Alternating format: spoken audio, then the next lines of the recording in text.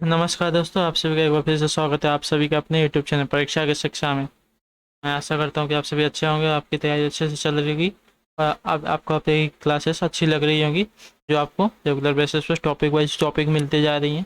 तो चलिए, देर न करते हुए आपकी क्लास शुरू करते हैं। अगर उससे पहले आप हमारे चैनल पर पहली बार हैं तो हमारे चैनल को सब्सक्राइब कर लीजिए और वीडियो को लाइक और शेयर करते रहिए। जो आपके दोस्त हैं, फ्रेंड हैं, जो पीटी पेट की तैयारी कर रहे हैं, उनकी भी सहायता हो सके। तो चलिए, अगर आपका भी कोई भी डाउट हो, कोई भी कमेंट हो, तो कोई भी डाउट, कोई भी क्वेश्चन हो तो हमें कमेंट करके बोल सकते हैं। और आपको जैसे कोई भी क्लासेस चाहिए पेट के रिलेटेड, तो आप हमें कमेंट करके बता सकते हैं। जैसे जियोग्राफी क्लास तो आपकी आने वाली है थोड़े टाइम में, और जैसे आपका प्रैक्टिस सेट हुआ, मैथ्स, इंग्लिश, इन सब की क्लासेस चाहिए तो आप हमें कमेंट करके बता सकते हैं। आपके कमेंट आएंगे तो हम क्लास लेके आएंगे। चलिए, तो आज की क्लास आपकी शुरू करते हैं। देखते हैं आपका पहला क्वेश्चन क्या पूछा गया है। और आप तो हमसे जुड़ना चाहते हो तो देखिए, यहाँ पे टेलीग्राम, इंस्टाग्राम और फेसबुक से जुड़ सकते हैं। आपका इन सब का लिंक हमारे डिस्क्रिप्शन में मिल जाएगा। चलिए, आपका क्लास शुरू करते हैं। देखते हैं आपसे पहला क्वेश्चन आपका क्या पूछा गया। पॉलिटी की दूसरी क्लास है। कल हमने आपको 15 क्वेश्चन कराए थे, उसके आगे क्या क्वेश्चन करा रहे हैं।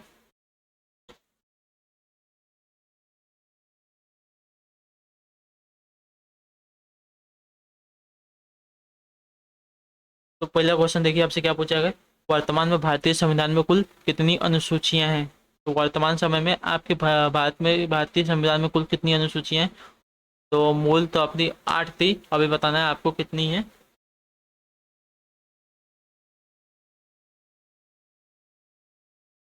जो आपका भारतीय संविधान का संशोधन हो के आपके कुल 12 अनुसूचियां हो गई है। मूल आपकी पहले 8 थी, अभी 12 हो गई हैं। तो ऑप्शन नंबर इसका जिसने भी दिया है दोस्तों, एकदम राइट हो जाएंगे। चलिए, आपका अगला प्रश्न देखते हैं आपका क्या पूछा गया। 17 नंबर प्रश्न है। भारत संघ में शामिल राज्यों तथा संघ शासित क्षेत्रों का उल्लेख भारतीय संविधान की किस अनुसूची में है। बताना है। जो भारत संघ में शामिल राज्यों तथा संघ शासित क्षेत्रों का उल्लेख भारतीय संविधान के किस अनुसूची में है। तो इसका राइट आंसर देने की कोशिश कीजिए। आपका राइट आंसर क्या हो जाएगा दोस्तों। इसी के साथ आपका अगला, नहीं सॉरी, पहले इस प्रश्न का उत्तर दीजिए। आपका राइट आंसर क्या हो जाएगा।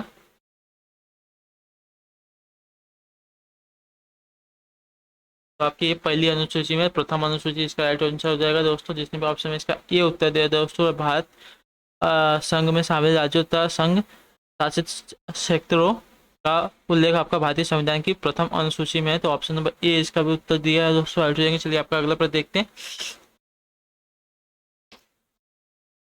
18 नंबर प्रश्न आपसे क्या पूछा गया है। भारतीय संविधान की तीसरी अनुसूची का संबंध है। बताने की कोशिश कीजिए। जो भारतीय संविधान की तीसरी अनुसूची का संबंध आपको बताना है किससे। राज्यसभा के प्रतिनिधित्व से, शपथ एवं प्रतिज्ञान से, या भाषाओं से, या उपरोक्त में से किसी से नहीं है। भारतीय संविधान की तीसरी अनुसूची का संबंध आपका शपथ एवं प्रतिज्ञान से, तो जिसका ऑप्शन नंबर बी है दोस्तों, एकदम राइट हो जाएंगे। चलिए, इसी के साथ आपका अगला प्रश्न देखते हैं। 19वां नंबर प्रश्न आपसे क्या पूछा गया है। भारतीय संविधान की किस अनुसूची में राजभाषाओं का उल्लेख है। बताना है आप सभी को। जो भारतीय संविधान की किस अनुसूची में आपकी राजभाषाओं का उल्लेख किया गया है।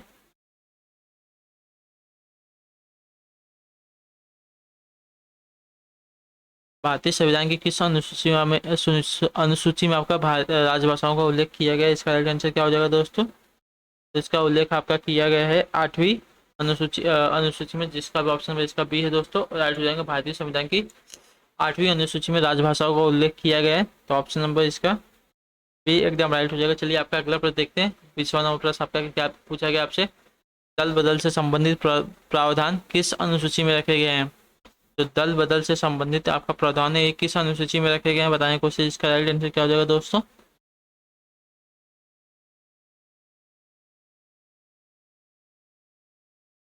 ये आपके रखे गए हैं 10वीं अनुसूची में, तो जिसका ऑप्शन इसका डी है दोस्तों, एकदम राइट हो जाएंगे। दल बदल से संबंधित प्रावधान आपकी 10वीं अनुसूची में रखे गए हैं, तो जिसका भी ऑप्शन इसका डी है दोस्तों, एकदम राइट हो जाएंगे। चलिए, आपका अगला प्रश्न देखते हैं। 100 नंबर सबसे क्या पूछा गया है।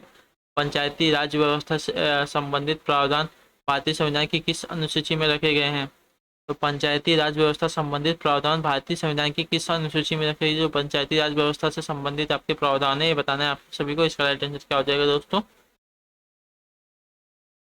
तो ये आपके रखे गए हैं 11वीं अनुसूची में, जिसकी आप ऑप्शन में इसका डी है दोस्तों, एकदम राइट हो जाएंगे। जो पंचायती राज व्यवस्था से संबंधित आपके प्रावधान है आपकी 11वीं अनुसूची में रखे गए हैं भारतीय संविधान के, तो ऑप्शन नंबर इसका डी एकदम राइट हो जाएगा। चलिए इसी के साथ आपका अगला प्रश्न देखते हैं आपसे क्या पूछा गया। 22वां नंबर है, सर्वोच्च न्यायालय के किस निर्णय के अनुसार निजता के अधिकार को संविधान के किस अनुच्छेद के तहत परिभाषित किया गया है। राइट टू प्राइवेसी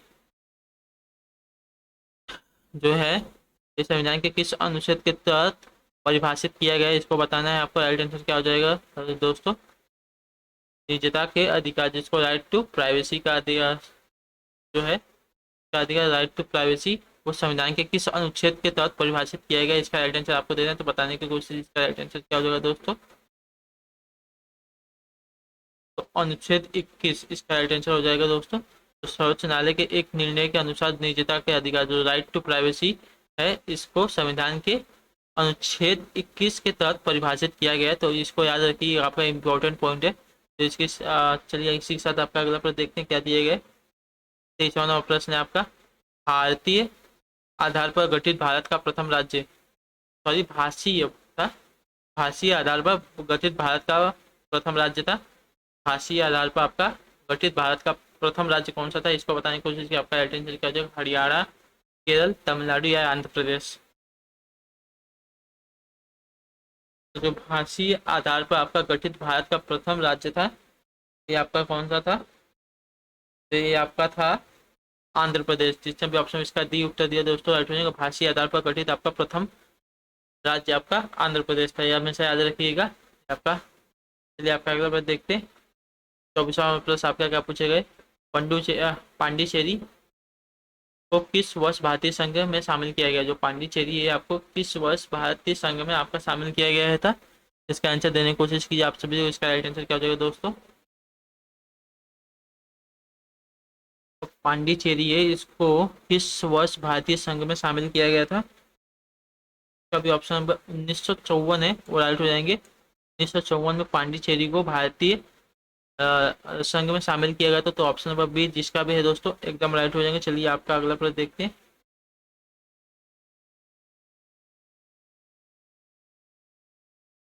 25वां प्रश्न आपका देखिए क्या पूछा गया आपसे भी से। भारतीय संविधान निम्नलिखित में से कौन सी नागरिकता प्रदान करता है। जो आपका भारतीय संविधान है, आपको बताना है निम्नलिखित में से कौन सी नागरिकता आपको प्रदान करता है। तो इसका आंसर देने की कोशिश कीजिए आप सब लोग। इसका राइट आंसर क्या हो जाएगा दोस्तों,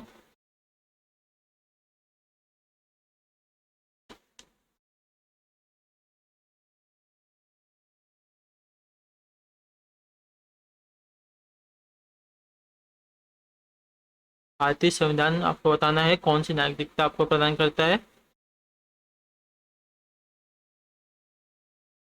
तो आपको प्रदान करता है एकल नागरिकता।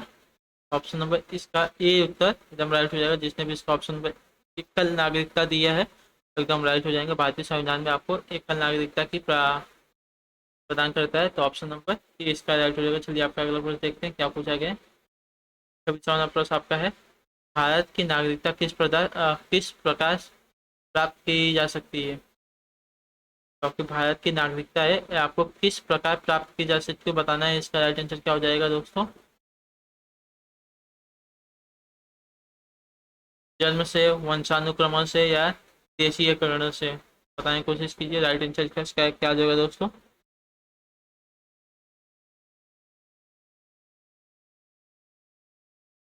भारतीय नागरिकता आपकी प्राप्त की जा सकती है जन्म से, वंशानुक्रमण से या देशीयकरण से। इन तीनों से आपका प्राप्त की जा सकती है। इसका मतलब ऑप्शन नंबर डी जिसका भी है दोस्तों राइट हो जाएंगे। जो भारत की नागरिकता है वो आपको जन्म से प्राप्त हो सकती है, तो आप जन्म जन्म में लिए हो उससे प्राप्त हो सकती है, या आपका वंशानुक्रम मतलब जो आपके माता पिता हो, आपके जो वंशज थे वो इंडिया के होने चाहिए, उसके अनुसार आपको भारत की नागरिकता प्राप्त हो सकती है। और देशीयकरण से मतलब अ, दूसरे देश यहाँ से आके मतलब पेपर वेपर बनवा के यहाँ का देशीकरण से आपको यहाँ की नागरिकता प्राप्त हो सकती है। जिसका भी ऑप्शन नंबर, तो ये सभी हो जाएंगे। जिसने भी ऑप्शन इसका डी उत्तर दिया दोस्तों एकदम राइट हो जाएंगे। इसके साथ आपका अगला प्रश्न देखते हैं आपसे क्या पूछा गया।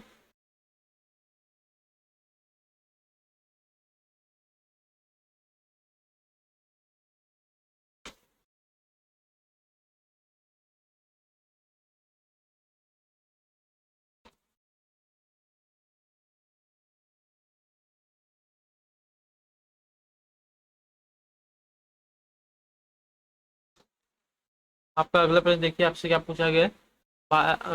आपको दिख रहा है पूरा क्वेश्चन। भारतीय नागरिकता का अंत किस प्रकार किया जा सकता है, तो बताने की कोशिश, इसका राइट आंसर क्या होगा। जो भारतीय नागरिकता है इसको आप किस प्रकार पूरी तरह से समाप्त कर सकते हैं।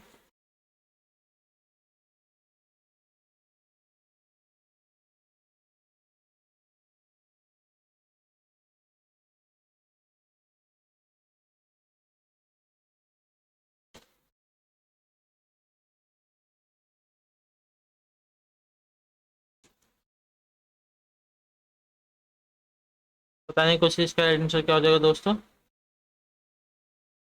तो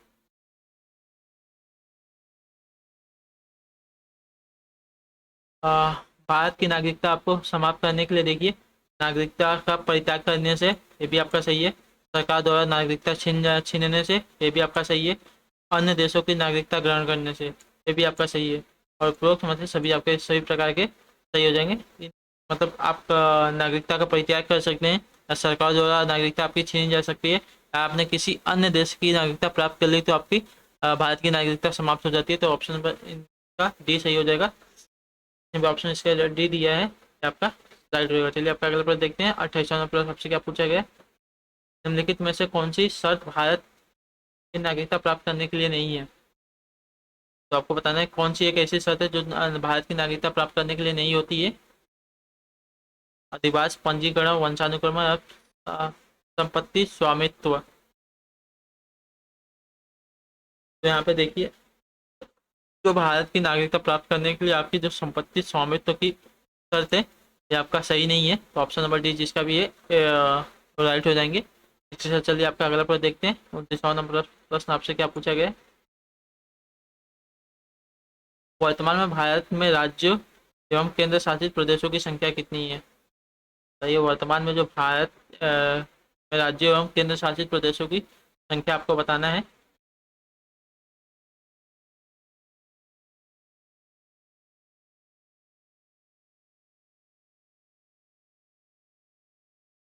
वर्तमान में आपके भारत में राज्यों एवं केंद्र शासित प्रदेशों की संख्या आपको क्रमशः बतानी है, कितनी हो जाएगी।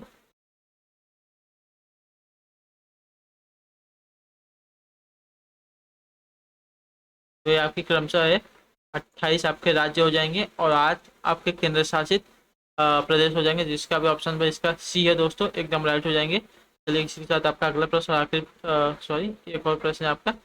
भारतीय संविधान में संविधान संशोधन प्रणाली किस देश से प्रेरित है।